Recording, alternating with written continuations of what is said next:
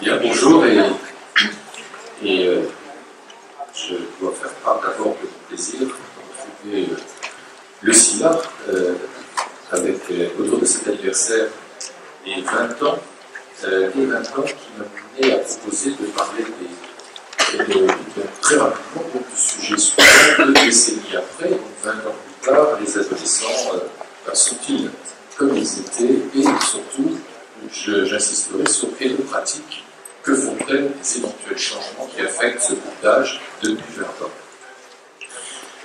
Alors, auparavant, et je remonte là beaucoup plus loin, il n'y avait pas d'adolescence. Et donc, cette catégorie d'âge, la question ne se posait pas. On n'aurait pas fait un colloque sur le thème de l'adolescence.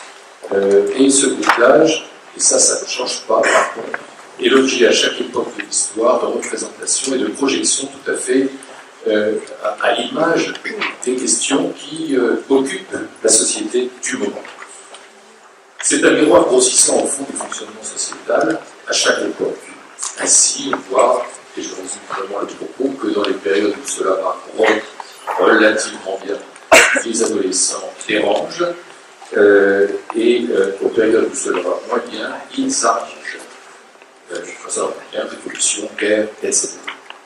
Toute l'histoire fourmille d'illustrations de ce résumé très sommaire.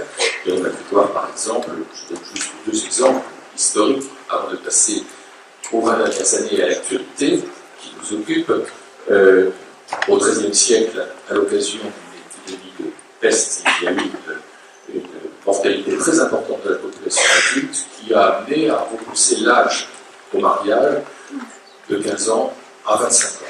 Une sorte de contraception sociale qui s'est mise en place pour freiner la reproduction des générations jusqu'au moment où les besoins en termes de main-d'œuvre se sont faits tels que, et la peste est elle-même passée, il y a eu de nouveau abaissement de l'âge au mariage à 15 ans.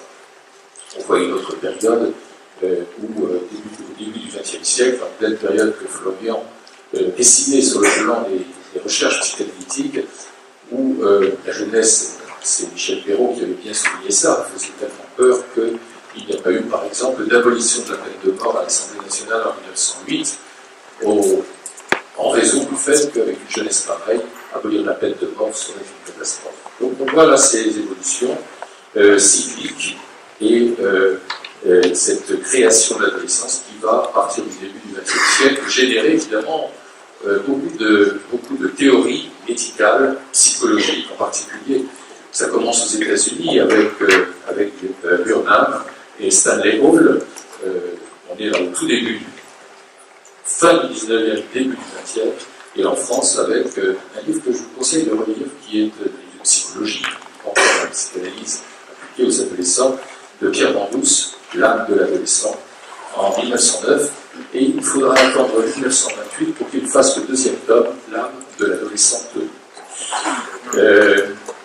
Les temps ont changé. Alors, jusqu'à aujourd'hui, où nous sommes dans une époque assez singulière, que je caractérise volontiers comme une époque adolescente. Une époque adolescente qui en a en tout cas toutes les manifestations visibles. On fonctionne dans un présent quasi permanent, une actualité chasse l'autre aussi vite que la première était apparue. On se pose des questions identitaires, le grand débat sur l'identité nationale.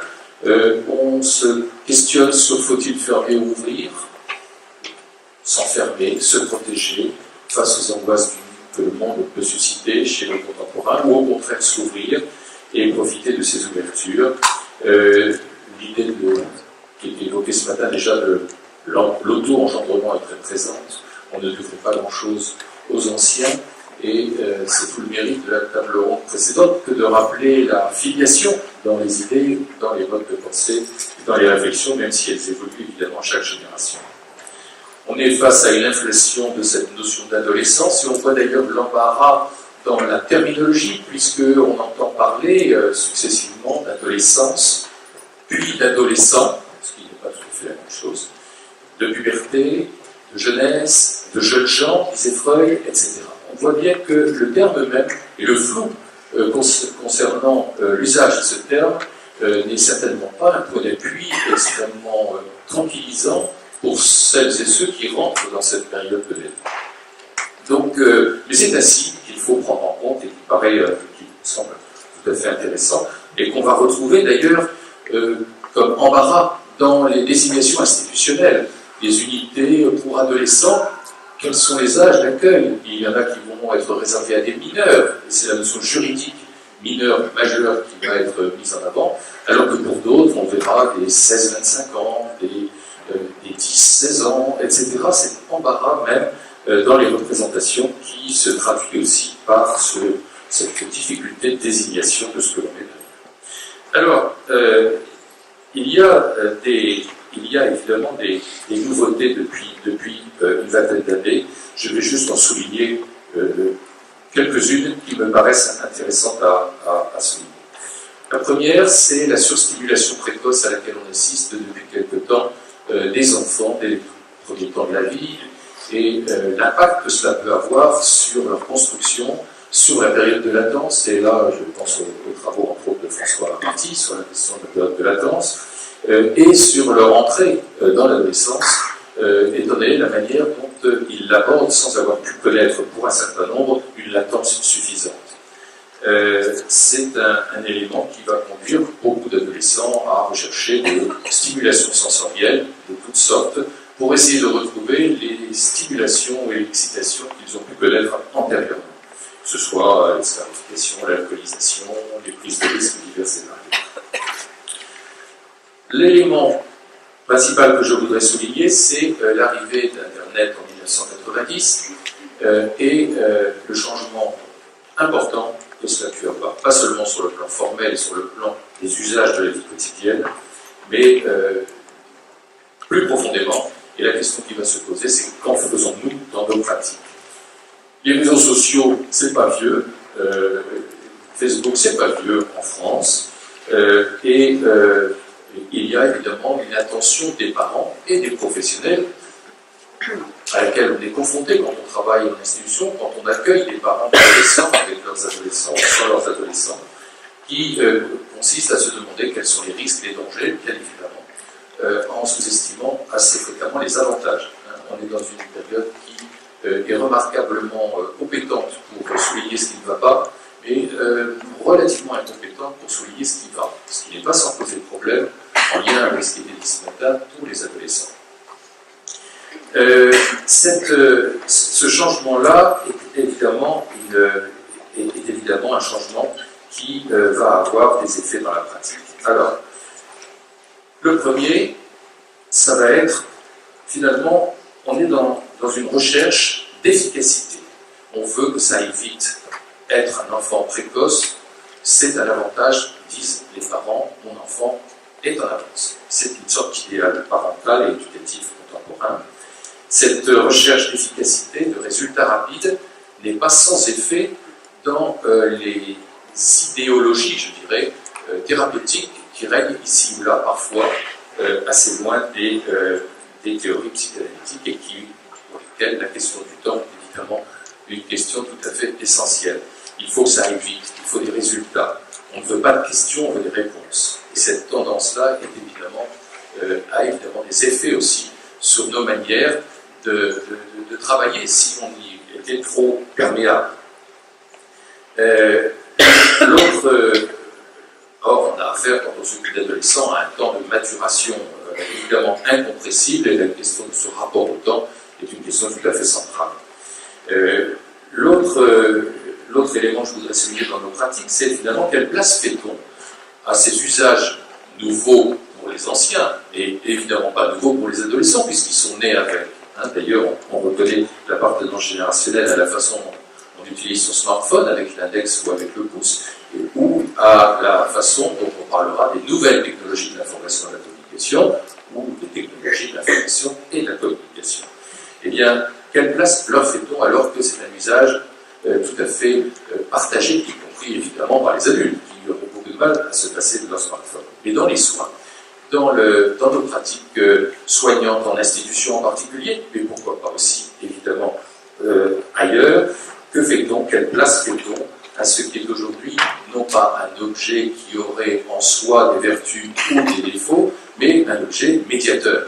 Comment utilise-t-on ce qui est médiation pour eux dans nos pratiques? Les intègre-t-on? Jusqu'où? Comment? Comme quand on s'occupe d'enfants, on va être toujours intéressé par le feutre et la pâte à modeler. Il n'empêche qu'il y a des outils nouveaux qui ne sont pas autre chose que des outils. Mais quelle place leur fait-on? En quoi et comment manifeste-t-on l'intérêt que l'on a pour ce qui les intéresse? Et là, je crois qu'il y a une question aussi tout à fait fondamentale. Où est-on comme au Far West autrefois, où on demandait aux cow-boys de laisser leur carabine à l'entrée du saloon, alors qu'ils l'avaient partout avec eux? On a là quelque chose de cette attention et cette prise en compte de ce qui constitue leur mode de relation aux autres, au monde, au temps, qui me semble actuellement faire l'objet de beaucoup de résistance et de réticence, y compris chez les professionnels, qui confondent l'objet en tant que médiation possible et l'objet tel qu'on pourrait en parler pour en souligner les inconvénients. Alors, je terminerai, parce que le temps est réduit, donc je vais m'excuser pour ce commencer. Maintenant, je vais essayer de faire gagner un peu de temps pour un petit échange à venir, éventuellement. C'est toujours intéressant de se poser la question de l'avenir, si là, à 20 ans, qu'est-ce qu'on peut dire de ce qui se profile? Je pense que ce qui se profile, il faut, pour le savoir un peu, ou en avoir une représentation, comme toujours d'ailleurs en histoire, aller voir du côté des modes d'expression artistique et culturelle. C'est du côté de la littérature, de la poésie, de la peinture qu'on sait davantage l'avenir que chez celles et ceux qui s'auto-proclament prédicteurs de l'avenir. Et là, cet intérêt que l'on peut porter aux productions culturelles contemporaines va être un intérêt qui, bien au-delà de ce que l'on peut y trouver comme émotion partagée, sensibilité stimulée, etc., eh bien, qui peut nous aider à penser peut-être un peu à ce qui va advenir. Et puis, l'autre élément d'appréciation de ce qui se profile, c'est évidemment ce qui se joue chez les tout-petits. Les tout-petits sont les adultes de demain, et quand on voit la considération qu'on a pour leur prise en charge actuellement, on a des questions à se poser sur les adolescents que l'on fabrique. Je vous rappelle que ceux qui interviennent, par exemple, dans les crèches, ne sont pas forcément les professionnels les plus considérés. Et pourtant, on sait bien, et ça a été souligné aussi, combien ce que l'on a pu apprendre d'une approche du bébé, du tout petit, et Alain Braconnier est particulièrement bien placé pour ça aussi, nous enseigne un certain nombre de choses sur ce qui peut se jouer ou se rejouer plutôt, bien évidemment, au moment de l'adolescence. Donc, quel va être le sort fait dans les temps qui viennent au tout petit? S'agit-il de simplement savoir changer une couche pour s'en occuper, ou y a-t-il d'autres compétences requises? J'ai tendance à être plutôt, vous l'imaginez sans doute, dans la deuxième hypothèse. Ça, c'est un autre élément qui va être important. Le troisième point que je voudrais souligner, c'est comment traite-t-on la question du jeu, qui est un de mes sujets, et je sais que Philippe Buton partage beaucoup cet intérêt, la question du jeu, de la place qu'on lui accorde. Est-ce que l'on considère que c'est une activité sérieuse à soutenir activement, si je puis dire, dès les premiers temps de la vie, ou est-ce que l'on va considérer que c'est du temps perdu et qu'il faut de l'efficace et que cela va passer par des apprentissages sérieux hors champ ludique? Là aussi, on a un défi très important, dans la mesure où les adolescents aujourd'hui nous montrent très clairement des capacités nouvelles d'adaptation extrêmement rapides à un monde qui change lui-même extrêmement rapidement, et que ces capacités d'adaptation rapides vont être très tributaires d'une capacité de jeu suffisante pour pouvoir avoir du jeu dans les représentations que l'on a de soi, des autres, du rapport au monde. Et là, on a une responsabilité tout à fait importante dans la réhabilitation, évidemment, de tout cela. Alors, on pourrait dire, les adolescents ont l'immense mérite, et je crois que ceux qui s'intéressent et continuent de s'occuper des adolescents, alors même qu'ils ont passé l'âge de leur propre adolescence depuis longtemps, sont servis avec les adolescents et sont gâtés, puisque avec un adolescent, il est rare de s'ennuyer, il est rare d'avoir affaire à de la répétition d'une séance à l'autre, et nous sommes face à des surprises et à des obligations, d'une certaine manière, de réviser régulièrement nos représentations du fonctionnement psychologique du soin, et de ce point de vue-là, on peut les en remercier.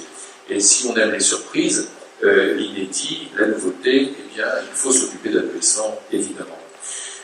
Je terminerai juste pour dire, petite citation de Peggy, parce que c'est très bien de faire une petite citation, hein, François, tu m'encourages. Il y a quelque chose de pire que d'avoir une mauvaise pensée, c'est d'avoir une pensée toute faite.